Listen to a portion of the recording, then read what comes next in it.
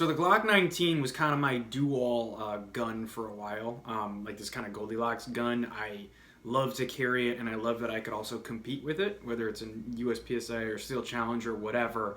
Gonna be, you know, not the most advantages like having a Glock 34 or whatever, but like you can shred with this gun and you can hang, and it can do a lot. And it's nice to carry something that you can do that with. It feels really good, right? But two things have happened, I'd say like in the past year or two, that have kind of made this gun obsolete for me.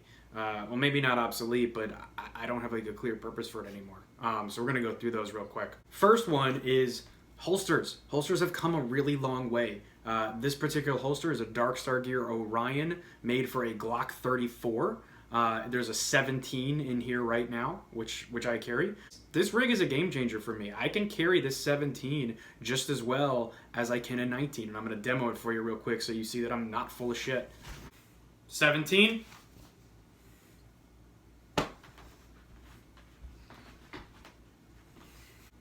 $19. Okay? No difference. The extra grip length is moot because the Darkwing pushes it in so tight that like it doesn't matter when I have a 17 in. Normally the issue before was that the 17's grip was just longer, right? So it would print, but with this setup, like it doesn't. It's like carrying the same gun. The other thing is that this is a Glock 34 length holster. Why do I do that? I'll go into it in a different video, but basically the longer the holster, the better they are for appendix carry. I know it sounds weird, but it's true. And if I can, you know, if I have the extra length, like why not carry a bigger gun? Or it could be the new Glock 45, right? Which is going to be the same length as a 19, so it'll be extra space, but you'll have a bigger grip. It's a lot more shootable, super flat shooting, great gun. I could carry a Glock 34 in this. So I guess kind of the point I'm getting at is if I'm going to carry a double stack Glock in this rig, there's no reason for me not to carry a bigger Glock. The 19 doesn't even make sense anymore. And that brings us to point number 2, which is that the Glock 48 exists now. People have wanted this forever, a single stack 19. If I'm going to carry a small gun, I want to carry a smaller gun. The Glock 19 is in this kind of weird middle ground where it's not, you know, as big as like a duty gun or as shootable as a duty gun. I mean, great gun, don't get me wrong. But, you know, like a 34 or a 45, they're going to shoot flatter. I'm talking about the 9mm Glock 45, not 45 caliber. But, you know, if I want to have something small, like this 48 is like amazing. It's way more shootable than the 43.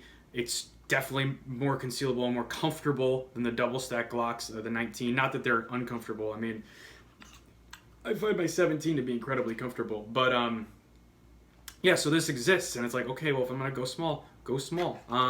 And, you know, a caveat here to go back to the holster thing, like, look, not everyone can... There are people who cannot get away with this. Like, they're simply too small to have a Glock 34 length holster shoved in their pants. But I'm not big. Just FYI, I'm 5'7" and 160 pounds. And this is comfortable for me.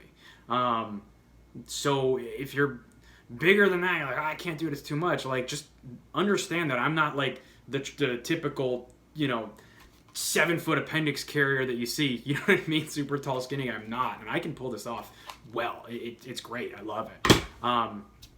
So I guess now the point is that there's no, you know, I don't have a clear use for this thing. So I took my nice Dawson sights off it. I'm probably going to flip this thing on arms list and maybe get the Glock 45 or another 17. So just something to consider for everyone who's, you know, looking at the Glocks.